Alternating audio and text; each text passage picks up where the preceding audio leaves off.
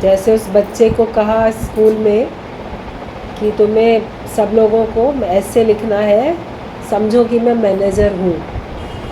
तो इस टॉपिक पे सबको ऐसे लिखना है, निबंध लिखना है। सब बच्चों ने लिखा और एक बच्चे ने सुना कि मान लो मैं मैनेजर हूँ, तो उसने मान लिया कि मैं मैनेजर हूँ। वो उस महिमा में आ गया, उसमें मैनेजर वाली खुनकी में आ गया और आराम से बैठ गए। टीचर ने कहा तुम क्यों नहीं लिख रहे हो? तो कहता है आपने कहा ना कि मान लो मैं मैनेजर हूँ, तो मैं मान रहा हूँ मैं मैनेजर हूँ। तो मैनेजर खुद थोड़ी लिखता है, उसका तो सेक्रेटरी आके लिखता है। तो कोई मेरा सेक्रेटरी होगा वो लिखेगा, मैनेजर खुद थोड़ी करेगा काम। तो सिद्धांत इसका बड़ा अच्छा था कि देखो बच्चे ने तो माना, तो उस भाव में आ गया। तो हम क्यों नहीं मान लेते हैं? जब गुरु कहते हैं मान ना मान तू है भगवान, तुम ब्रह्म हो, तुम आत्मा हो, तुम भगवान हो, तो हम उस भगवान पने में नहीं आते, गॉडहुड में आ जाए, भगवान पने में हम आ जाए। और जैसे भगवान जो है वो महा अकर्ता है, कर्म जो होते हैं वो शरीर की सहायता से, मन की सहायता से, इंद्रियों की सहायता से होते हैं, लेकिन आत्मा जो है वो अकर्ता होती है। तो हम भी ये मान लें कि हम कुछ करने वाले नहीं हैं, कर्तापने में नहीं आए कि नहीं ये शरीर है ये करेगा, मन है इससे होगा, इंद्रियों से होगा, वाणी करेगी। उसमें हम जो अपना कर्तापना जोड़ देते हैं, क्योंकि हम अपनी महिमा में स्थित नहीं होते। तो हमें सबको अपनी महिमा में स्थित रहना है कि मैं जो हूँ मैं उस खुनकी में रहूँ। जब से सत्संग में आए हो तब से रोज़ तो ये बात सुनाई जाती है, तुम देह नहीं हो तुम आत्मा हो। कौन सा दिन ऐसा हुआ होगा जिस दिन ये बात ना बताई गई हो, ना समझाई गई हो? आपको अपने स्वरूप की पहचान रोज़ कराई जाती है। उसके बाद देखो पल पल में भूल जाते हो। फिर कभी दुखी सुखी हो गए, कभी चिंता में आए, कभी भयभीत हो गए, कभी कर्तापने में आए, कभी फल चाहने लगे, कुछ कर्म कर्तापने से होके करने लगे, क्योंकि हम अपनी महिमा में स्थित नहीं। हमें अपने स्वरूप में स्थित होकर रहना है। फिर आप देखोगे सारा कार्य जैसे ऑटोमेटिक हो रहा है। ऑटोमेटिक गवर्नमेंट चल रही है अपने आप, ज़मीन चल रही, आसमां चल रहा। ये किसके इशारे जहाँ चल रहा है? किसके इशारे चल रहा है? तुम्हारा शरीर भी तो किसी के इशारे चल रहा है, तो दूसरे का शरीर भी किसी के इशारे चल रहा है। सब जगह परमात्मा की सत्ता विद्यमान है, वही कार्य करती है। हम उस सत्ता को पहचान लें, जो हमारे अंदर है वो दूसरे के अंदर है, तो हम उस ब्रह्म भाव में आ जाए। जब ब्रह्म भाव में आएंगे तो आपको कुछ भी करने की आवश्यकता ही नहीं पड़ेगी, कुछ चाहने की भी आवश्यकता नहीं होगी। जीव भाव में तो सारी कमियां हैं, जीव भाव में सब चाहिए। सपने में कोई व्यक्ति देखता है कि मैं बहुत प्यासा हूँ, मुझे पानी चाहिए, और पानी की तलाश में वो भटक रहा है सपने में। फिर वहाँ कोई कुआं दिख जाता है सपने में, बड़ा खुश हो रहा है, लेकिन कुएं में से पानी निकाले कैसे? कोई रस्सी, कोई बाल्टी, कुछ तो चाहिए। खोज कर रहा है रस्सी की भी, बाल्टी की भी। सपने में वो भी मिल जाती है, बड़ी खुशी खुशी रस्सी को बाल्टी में बांध के कुएं में डालता है। लेकिन क्या देख रहा है कि वो रस्सी जो है थोड़ी सी 2 बालिश छोटी पड़ रही है, जो कि पानी पूरा उसमें बाल्टी पानी तक पहुंच नहीं पा रही है। कि थोड़ा 2 बालिश भी और हो जाए तो ये थोड़ा नीचे चली जाएगी, मैं इसमें से पानी भर के ले लूँगा। पानी के ऊपर ऊपर है वो बाल्टी, कितना भी झुक के कर रहा है लेकिन थोड़ा उसमें कमी पड़ रही है। अब वो परेशान हो रहा है कि मैं क्या करूं, ले ही नहीं पा रहा है पानी। ये सब सपना देख रहा है। नींद खुल जाती है।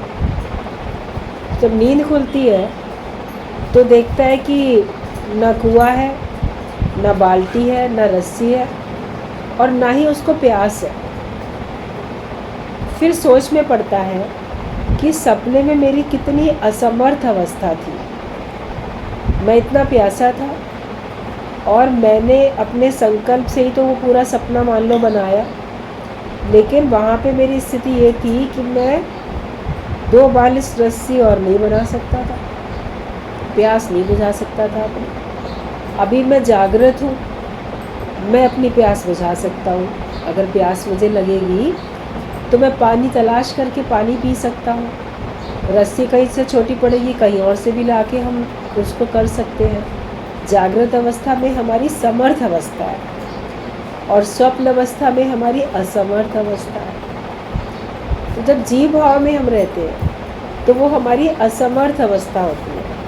उसमें जितना भगवान ने रच दिया भाग्य का उतना ही सामने आता है। अपनी मर्ज़ी से हम 2 बालिश रस्सी भी उसमें नहीं बढ़ा सकते। जो भगवान ने रच दिया, जितना दे दिया उतना ही मिलेगा। मिलेगा वही जो आए हो लिखा के, जो अपने भाग्य में लिखवा के आए हो वही मिलेगा। आप उसको नहीं आगे बढ़ा सकते हैं। जीव भाव में असमर्थ है। तो हमारे अंदर जो भी कमी है, जो भी चाहत है, जो कुछ पाना चाहते हैं, वो सब जीव भाव के कारण। लेकिन जब आपकी नींद खुल गई है, आप समर्थ अवस्था में हो, आत्म जागृति में हो, तो पहली बात आपको प्यास ही नहीं है जो आप पानी की तलाश में जाओ। माया की प्यास है ही नहीं। जीव भाव में तो होती है माया की प्यास लेकिन जब आत्म भाव में है तो आपको माया की आवश्यकता ही नहीं है, माया की प्यास ही नहीं है। इसलिए उसको पाने का यत्न भी नहीं करते, उसके लिए भटकते भी नहीं, उसके ना मिलने पे परेशान नहीं होते। मिलने पे कोई हमें खुशी नहीं होती। मिलने की खुशी, ना मिलने का गम, ख़त्म। ये दोनों झगड़े हो जाए। उस आत्मिक स्थिति में आओ कि जब कुछ माया को मिलने की खुशी और ना मिलने का गम, ये खुशी और गम दोनों ही हमारे ख़त्म हो जाए। मिला तो भगवान की कृपा है, गया तो परमात्मा की मर्ज़ी है। जैसा उसने हमारे लिए उचित समझा वैसा किया। हम अपने स्वरूप में हमेशा स्थिर रहें, उसी में स्थित होकर बैठे, हम भटके नहीं। तो अपने को मान लो, जैसे बच्चे ने मान लिया कि मैं मैनेजर हूँ, तुम भी अपने को मान लो। मान लोगे तो आप हमेशा खुश रहो। गुरु का कहना मान लेना चाहिए। उसने कहा है तुम सर्वसमर्थ हो, तो बोलो हाँ मैं सर्वसमर्थ हूँ। उसने कहा है तुम भगवान हो, तुम आत्मा हो, तुम ब्रह्म हो, तो हाँ मैं हूँ। ये 5 तत्वों की देह अपने को कब तक मानते रहोगे? वो भी तो किसी ने आपको बता दिया ना कि तुम ये हो। बच्चा जन्म लेता है, उसका नाम रखा जाता है बाद में और बताया जाता है कि तुम ये हो, तुम फलाने के बेटे हो या बेटी हो, फलाने के भाई हो या बहन हो, किसी का पोता या पोती है। जो भी रिश्ते हैं सब ऊपर से उसको बताए जाते हैं और वो कितने पक्के हो जाते हैं। मगर इन सब रिश्ते नातों से पहले जब ये उसके ऊपर नहीं डाले गए थे तब वो क्या था? शुद्ध स्वरूप था। तो हमें उसी वापस अपने शुद्ध स्वरूप में आना है। जो लेबल लग चुके हैं उनको हटाते जाओ। मतलब ऊपर से आरोपित है, ये ऊपर से है, इनको हम हटा सकते हैं। जैसे आपने कमरे में कोई दीवार पर, कोई ऊपर से कील में कोई आपने कैलेंडर टांगा हुआ है तो उसको आप हटा सकते हो। लेकिन दीवार में ही खोद के मान लो कोई ऐसे तस्वीर, मूर्ति कोई उकेर दी गई है तो उसको हटाना मुश्किल होता है। तो ये संसार के जितने भी रिश्ते नाते हैं सब ऊपर से ही डाले गए हैं। इनको हटाया जा सकता है, इनको हटा दो। उसी को सत्य मान के क्यों बैठे? जगत की बातों को सत्य मान लेते हैं, जगत वालों की बातों को सत्य मान लेते हैं, लेकिन गुरु की बात को सत्य नहीं मानते। जब उसकी बात को सत्य मानने लगेंगे तो आपके अंदर कोई दिक्कत परेशानी रहने वाली नहीं। आगे पॉइंट है कि 12 वर्ष तक अखंड ब्रह्मचर्य और सत्य पालन करने से वाणी सिद्ध हो जाती है। अगर आप अपनी लाइफ में जिस दिन से भी ये संकल्प है कि आज से मुझे ब्रह्मचर्य में रहना है, और अखंड ब्रह्मचर्य, मतलब किसी भी कारण से वो ब्रह्मचर्य खंडित नहीं होना चाहिए। ना तो शरीर से मेरा ब्रह्मचर्य खत्म होए, ना मन से मेरा ब्रह्मचर्य खत्म होए, भावनाओं से, विचारों से भी मेरा ब्रह्मचर्य खत्म नहीं होना चाहिए। ब्रह्म में ही विचरण हो जाए, और ब्रह्मचर्य में हमारी सारी इंद्रियों का ब्रह्मचर्य है, तब अखंड ब्रह्मचर्य होता है। आपने विवाह नहीं किया, या स्त्री पुरुष आपस में साथ में अपना रिलेशन नहीं बना रहे हैं, तो ब्रह्मचर्य है। लेकिन आँखों से तो हम कुछ देखते हैं, कानों से कुछ सुनते हैं, मन में महसूस करते हैं, तो आपका ब्रह्मचर्य तो खत्म हो गया।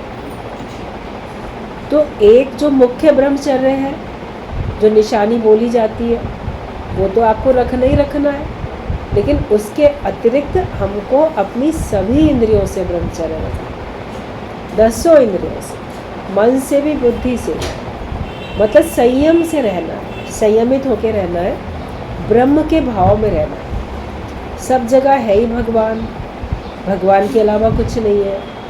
मुझ में भी, तुझ में भी, मुझ में राम, तुझ में राम, सब में राम समाया।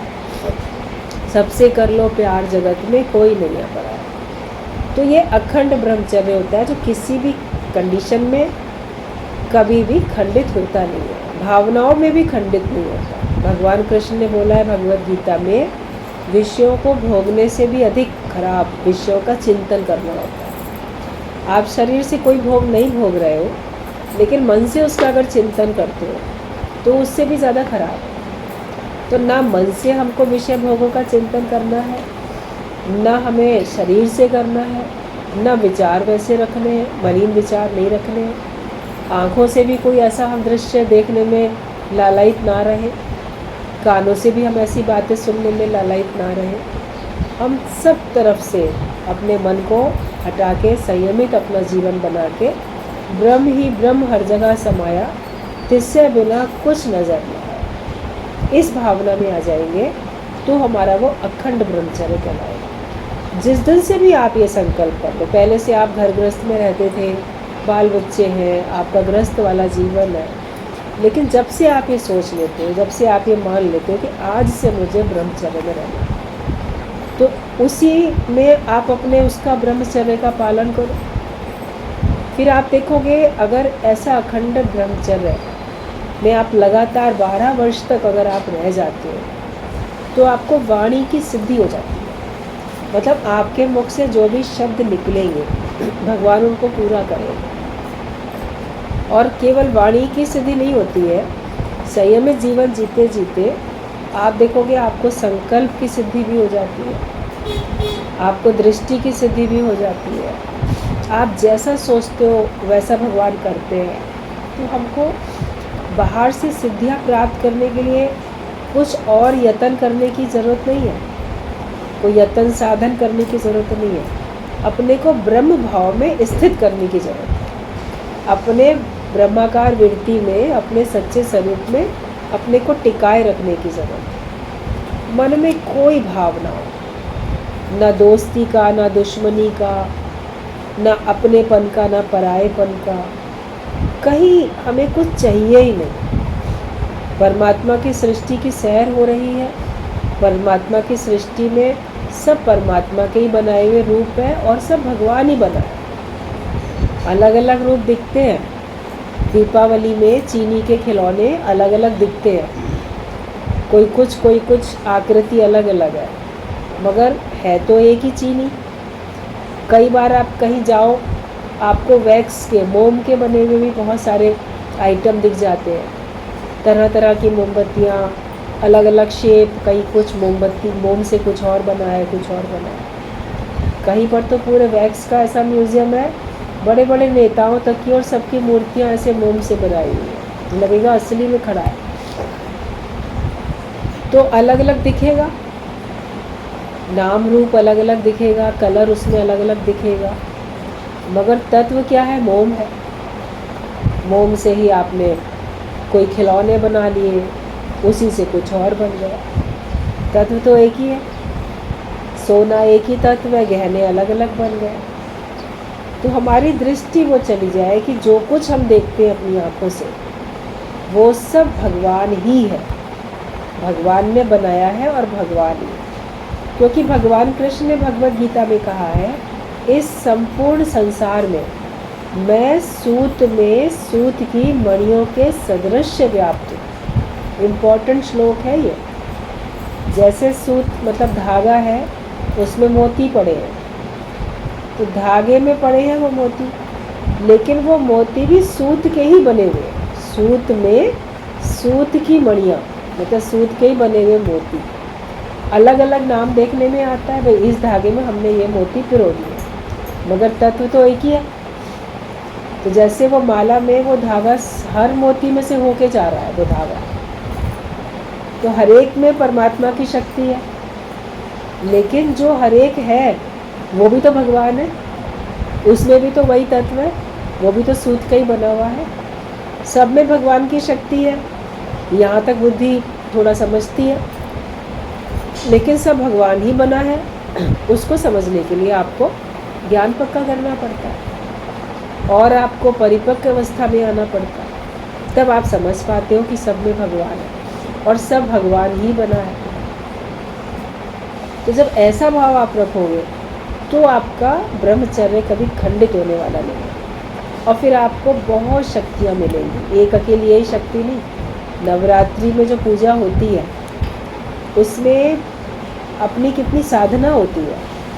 अगर कोई सही तरह से पूजा करे तो उसमें उसकी शक्ति का संचार होता है। उसने अन्न का त्याग किया, लेकिन नियम भी बहुत होते हैं। अगर कोई वास्तव में अपनी आंतरिक शक्ति को प्रकट करना चाहता है, उसको अपनी वाणी पे संयम करना पड़ता है। आप इधर 8 दिन तक 9 दिन तक अपने मुख से किसी की निंदा नहीं करो, किसी के बारे में कोई प्रपंच नहीं करो, कोई खराब शब्द ना बोलो, किसी को दिल दुखाने वाली बात ना बोलो, अपने शरीर से कोई गलत काम ना करो, अपने भावनाओं में भी कोई गलत काम ना करो। तब आपका व्रत पूर्ण होता है और तब आपको शक्ति मिलती है।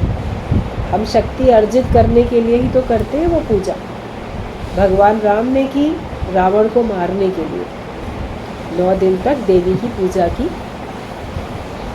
शक्ति अर्जित करने के लिए। कितनी शक्ति हमें मिले कि हम इस रावण का वध कर सकें। तो जो माया है, जो मन है, हमारे अंदर के विकार हैं, उन सब से विजय प्राप्त करने के लिए हमको अपनी ही शक्ति प्रकट करनी है। केवल अनाज छोड़ दिया, नहीं खाया, फिर सारा दिन फलाहार बनाने में व्यस्त रहे, ये बनाएं, ये खाएं, ये करें, वो करें, वो तो मनोरंजन हो गया। फूड चेंज हुआ, आपकी रूटीन चेंज हुई, मन खुश हुआ, वो अलग बात है। उत्साह में रहे, उमंग में रहे, ये तो फ़ायदा बहुत टेम्परेरी और ये बहुत लो लेवल का फ़ायदा है।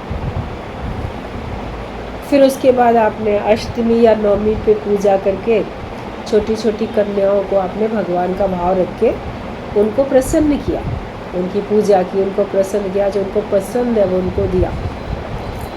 वो तो एक अलग बात हो जाती है, मगर हमको अपने अंदर की ही शक्तियों को तो प्रकट करना है और हम शक्तिशाली अपने को महसूस करें।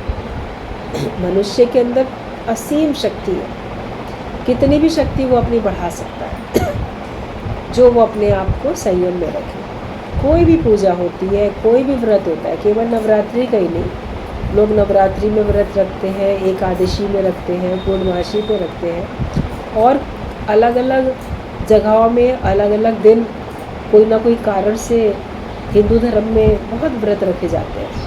महिलाएं रखती हैं, बहुत प्रकार के व्रत रखती हैं। तो उसमें केवल अनाज का या पानी का संयम नहीं, लेकिन आपके विचारधारा में भी संयम होना चाहिए। विचार भी आपके उच्च कोटि के हो, शुद्ध हो, भगवान के भाव में होगा, तो व्रत आपका सफल होता है। लेकिन बाहर से पूजा की, व्रत रखा, सारा दिन खून जलाया, अपना क्रोध किया, कहीं अपने को दुखी किया, कहीं दूसरे को दुखी किया, तो आपकी शक्ति कहाँ है? शक्ति थोड़ी मिलेगी। तो आपको उसका व्रत का जो फल मिलना था वो भी नहीं मिलेगा।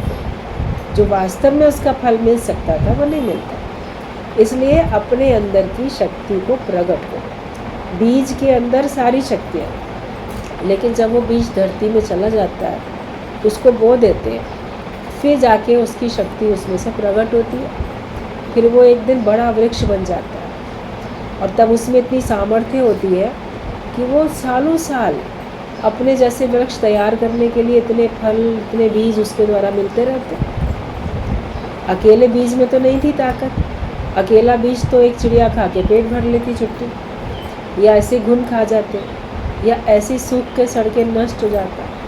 लेकिन उस अकेले बीज ने जब अपने को सही जगह पे अपने को मिटाया, तब उसमें से शक्ति प्रकट हुई। तो हम भी सत्संग ही वो सही स्थान है जहाँ पे अपने मैं को मिटाते हैं, तब फिर हमारी शक्ति प्रकट होती है। भगवान की भक्ति में हम अपनी मैं को मिटाएं। तू करता तू रहा, मुझ में रही न मुँह, आपा पर का मिट गया, जित देखा उत। पूजा में ये भाव हो जाए कि बस अब भगवान तुम ही हो, अब मैं नहीं, तब आप देखो आप कितनी शक्तियों के मालिक बन जाओगे। सब प्रकार की शक्ति आपके अंदर आएगी और आपको तरह तरह की सिद्धियाँ भी स्वतः मिलेंगी। लेकिन ब्रह्म भाव में रहने पे आप उन सिद्धियों का हमेशा सदुपयोग करोगे, दुरुपयोग नहीं करोगे, बल्कि वो सिद्धियाँ स्वतः कार्य करेंगी। आप उनका कोई सा भी उपयोग करने वाले बनोगे नहीं। आप अपनी शक्तियों का इस्तेमाल नहीं करोगे कि मैं ये बोल दूंगा तो सच हो जाएगा, मैं ये सोच लूँगा तो सच हो जाएगा। लेकिन आप सहज में भी साधु बोले सहज स्वभाव, और साधु का बोला व्यर्था न जाए। उससे सहज में भी जो कार्य होगा, सहज में जो संकल्प कर ले, वो भगवान पूरा करेंगे। और वो किसी का बुरा कभी सोचेगा नहीं, किसी के लिए बुरा वो कभी फिर कहेगा नहीं। तो 12 वर्ष तक अखंड ब्रह्मचर्य और सत्य पालन करने से इंद्रियों का संयम हो और हम सत्य का पालन करें। असत्य में, माया में कभी नहीं जाए, हमेशा भगवत भाव में रहें। तो वाणी सिद्ध होती है, ईश्वरीय शक्ति का विकास होता है। ऐसे मनुष्यों के वाक्य कभी भी मिथ्या नहीं होते। जिसको जो कहे उसे वही मिल जाता है, अभिशाप या आशीर्वाद कुछ भी। तो जब किसी को ऐसी शक्ति प्राप्त हो जाती है तो उसका बोला कभी व्यर्थ नहीं जाता है। किसी को आशीर्वाद दे दे वो पूरा होता है, लेकिन किसी कारण से अगर वो किसी को श्राप भी दे दे तो वो भी पूरा हो जाता है। वे जिसकी मंगल कामना करते हैं उसका मंगल ही होता है। उनके शुद्ध मन में जो भी संकल्प उठता है वही सिद्ध हो जाता है। कहते नज़र गुरु की जिस पे पड़ जाए बंदे से वो तो खुदा हो जाए। से दृष्टि की भी सिद्धि उसको मिल जाती है, संकल्प की सिद्धि उसको मिल जाती है। जिसके लिए जो संकल्प कर ले वो पूरा हो जाता है। जो भगवान को प्राप्त करना चाहें उन्हें किसी भी अवस्था में सत्य का त्याग नहीं करना चाहिए। सब लोग सत्संग में आके बैठे हो, सत्संग सुनते भी हो, सब सुनाते भी हो, मगर सत्य में रहो, सत्य का पालन करो। किसी भी कंडीशन में हमको ज्ञान से विमुख नहीं होना। किसी भी परिस्थिति में सत्य को छोड़ नहीं दो कि अब सत्य को छोड़ के अब माया का सहारा ले लें, अब सत्य को छोड़ के हम किसी नाम रूप का सहारा ले लें। तो अगर हम भगवान को पाना चाहते हैं तो किसी भी अवस्था में सत्य का त्याग नहीं करना चाहिए। उसके फलस्वरूप यदि सहस्त्रों दुख कष्ट भी भोगना पड़े तो भी वो अच्छा ही है। तभी तो सत्य स्वरूप भगवान मिलेंगे। कितना भी कष्ट भी सहना पड़े लेकिन आप अपने नियम से ना हटो, और जो होगा देखा जाएगा। हम नियम से नहीं हटेंगे, हम रहेंगे सत्य में। इससे एक बार एक दृष्टांत बताया जाता था। एक राजा था, वो सत्य का ही पालन करता था, सत्य में स्थित रहता था वो। तो एक बार शनिदेव उसके सामने आ गया, कहता है ये सत्य का साथ छोड़ो, मेरी पूजा करो, वरना मैं तुम्हें बहुत कष्ट दूंगा। तो वो कहता है मैं तो अपने सत्य में स्थित हूँ और मैं अपने सत्य को छोड़ के, ज्ञान को छोड़ के मैं तुम्हारी पूजा नहीं करूँगा। आपकी मर्ज़ी है, आप अगर दुख देना चाहते हो तो। तो उसको विघ्न बाधाएं आने लगी, राजा को उसके राज्य में बड़ी मुसीबतें आने लगी, कहीं अकाल पड़ा, कहीं कुछ हुआ। वो सह रहा था और उसका भी सामना कर रहा था, सब प्रजा को अपना खजाना वगैरह निकाल के सब उसको सुखी कर रहा था कि ठीक है, ऐसे भौगोलिक स्थिति कभी कभी चेंज होती है, तो ये दैवी प्राकृतिक आपदाएं हैं, तो इनको सहेंगे। मैं राजा है तो अपनी प्रजा का ध्यान रख रहा है और भगवान में पूरा विश्वास करके बैठा था। फिर आया शनि देवता, अभी भी मान लो और परेशानियां आएंगी। बोला कि नहीं, मैं अपने ज्ञान में रहूँगा, मैं भगवान के विश्वास में हूँ, मैं मुसीबतों से छूटने के लिए अपने ज्ञान को, भगवान को नहीं छोड़ सकता। और मुसीबत आने लगी, कहीं उसके परिवार में कलह होने लगा, फिर कहीं परिवार में किसी की संतान की, किसी की मृत्यु हो गई, कहीं कुछ। फिर आया, आ जाओ मेरे शरण में। शनिदेव फिर उसको बोलता है, कहता जैसी आपकी मर्जी, लेकिन कितने भी कष्ट मिलेंगे तो मैं जो हूँ सत्य को नहीं छोड़ूंगा, ज्ञान को नहीं छोड़ूंगा और अपने भगवान में से विश्वास नहीं हटाऊंगा। तो उसको शारीरिक कष्ट मिले, मानसिक कष्ट मिले, कहीं आर्थिक कष्ट मिले, उसने उनको खुशी से सह लिया, लेकिन भगवान में से विश्वास नहीं हटाया। फिर शनिदेव आया और राजा को नमस्कार करके बोला कि तुम धन्य हो कि तुमने इतना सब सह लिया और अपना भगवान में से विश्वास नहीं हटाया। वास्तव में ये सब तुम्हारा था, तुम्हारे सामने आना ही था। जो भौगोलिक प्राकृतिक आपदाएं, ये भी आनी ही थी, जो शरीर पे बीमारियां, वो भी आनी ही थी, परिवार में कलह क्लेश या मृत्यु होनी ही थी। अगर तुम मेरी शरण में आते तो भी होती, नहीं आते तो भी। लेकिन मैं तो तुम्हारी परीक्षा ले रहा था कि देखें तुम दुख परेशानियों में पड़ के कहीं तुम भगवान में से विश्वास तो नहीं हटा देते। ग्रह तो अपना कार्य करेंगे, वो तो आएंगे, लेकिन जो ज्ञान में रहता है, धीरज में रहता है, वो उसको पूरी तरह से विचलित करके, पूरा नुकसान करके नहीं जा सकता। तो सत्य की नाव जो होती है वो डगमगाती ज़रूर है, लेकिन डूबती नहीं है, उसका पूरा नुकसान नहीं होता। और नुकसान ऐसा होता है जिसकी भरपाई फिर हो जाती है। गुरु के ज्ञान से हमको भगवान में जब इतना विश्वास आ जाता है, आप लोग बोलोगे जो भगवान की भक्ति करते हैं उन पर बड़े दुख आते हैं, पूजा पाठ करने वालों के जीवन में दुख देखे गए हैं, तो हम क्यों पूजा पाठ में लगे? जो जितना पूजा करता है उतना ही कष्ट पाता है, अक्सर लोगों की धारणा होती है। तो वो तो होना ही है, नहीं करेंगे तो भी होगा, करेंगे तो भी होगा। लेकिन पूजा में कोई भगवान के विश्वास में अगर कोई रहता है तो उसको वो कष्ट, इतना कष्ट लगता नहीं है, वो उसको इतना दुखी नहीं कर पाता, विचलित नहीं कर पाता। इसलिए जो भी भगवान का भक्त है वो भगवान की भाव में रहता है, अपने सत्य में स्थित रहता है। फिर वो जहाँ आपस में अगर आप ज्ञान में हो, भगवान के विश्वास में हो, प्रेम में हो, प्रभु के प्रेम में हो, तो फिर मुसीबत आती है और चली जाती है। तो अगर हम भगवान को पाना चाहते हैं तो भगवान की मुसीबतों से परेशानी में क्यों आए? कई बार देखा जाता है, स्टोरी भी इस प्रकार की होती है, कहीं पिक्चर भी ऐसी बन जाती है, टीवी सीरियल में भी ऐसा दिखाते हैं, तपस्या करने पे भगवान ही विघ्न डाल रहे हैं, लेकिन वो विघ्न से घबराता नहीं। जो भी भगवान को पाने के लिए तपस्या करता है भक्त, तो भगवान उसको दर्शन भी दे देते हैं। भगवान ही उसकी परीक्षा ले रहे होते हैं कि देखिए ये जो है दुख परेशानियों में घबरा के नाम लेना छोड़ तो नहीं देगा। भाई सच्चा प्रेम होगा, सच्ची भक्ति होगी, वास्तव में भगवान को पाना चाहेगा, तो फिर कीमत तो चुकानी पड़ेगी। इतनी कीमत देने को तैयार तो हो जाओ। आप सुख भी चाहो और भगवान भी चाहो तो नहीं मिलने वाला। तो भगवान परीक्षा लेके देखते हैं कि तुम्हारा प्रेम सच्चा है कि अभी कच्चा है।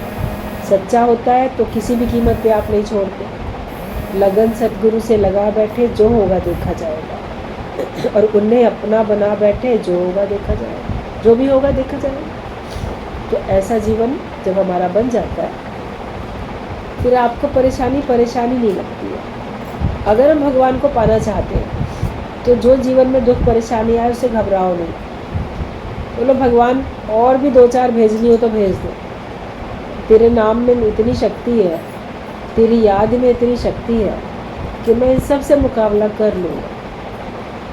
साथ जिसके सतगुरु हैं वो कभी नहीं गिरते हैं, ज़िंदगी में वो हमेशा आगे बढ़ते हैं। अगर हमारे पास भगवान है, जिसका साथी है भगवान, उसको क्या करेगा आंधी और तूफान। गुरु का ज्ञान साथ है, गुरु स्वयं साथ है, तो फिर हमें क्या घबराने की ज़रूरत है। तो जो भगवान को प्राप्त करना चाहे उन्हें किसी भी अवस्था में सत्य का त्याग नहीं करना चाहिए।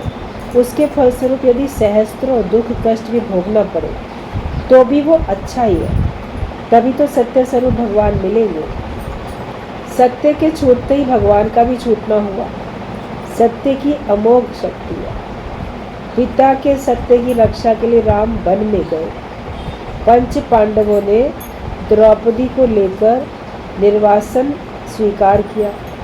राजा हरिश्चंद्र का सर्वनाश होकर वे राह के भिखारी भी बने। ये सब दृष्टांत, ये सब बातें आती हैं पुराणों में। सत्य निष्ठा के और भी शतशः दृष्टांत हैं, मतलब सैकड़ों ऐसे उदाहरण हैं कि जिन्होंने सत्य की रक्षा करने के लिए अपना नुकसान स्वीकार किया, अपना जीवन विसर्जन करके भी सत्य पालन किया। भगवान को आगे रखकर भगवान के भक्त ज्ञान अज्ञान, शुचि अशुचि, अच्छा बुरा, पाप पुण्य, धर्म अधर्म सभी आदि सब कुछ समर्पित कर सकते हैं, पर सत्य असत्य भगवान को नहीं दे सकते। आप भगवान को तो नहीं छोड़ सकते ना, कारण वे कहते हैं कि सत्य दे देने पर फिर किसके सहारे रहेंगे। आप संसार में सब त्याग कर सकते हैं लेकिन फिर सत्य का त्याग नहीं कर सकते कि अगर इसी को छोड़ दिया तो किसके सहारे रहेंगे। सबको त्याग करके तो हमने भगवान को पाया, सब तरफ से मन हटा के, सब तरफ से हमने त्याग करके हमने सत्य को हासिल किया। वो सहारे तो हम पहले ही छोड़ चुके। मुझे गर्ज ना और सहारों की, एक तेरा सहारा काफ़ी है। जब सारे सहारे हम छोड़ चुके हैं एक भगवान के सत्य को पाने के लिए, उसी के सहारे तो सब चल रहे हैं, फिर अब इसी को छोड़ देंगे तो किसके सहारे चलें। वो हम नहीं त्याग कर सकते, बाकी चाहे प्राण भी त्याग करना पड़े तो कर सकते हैं।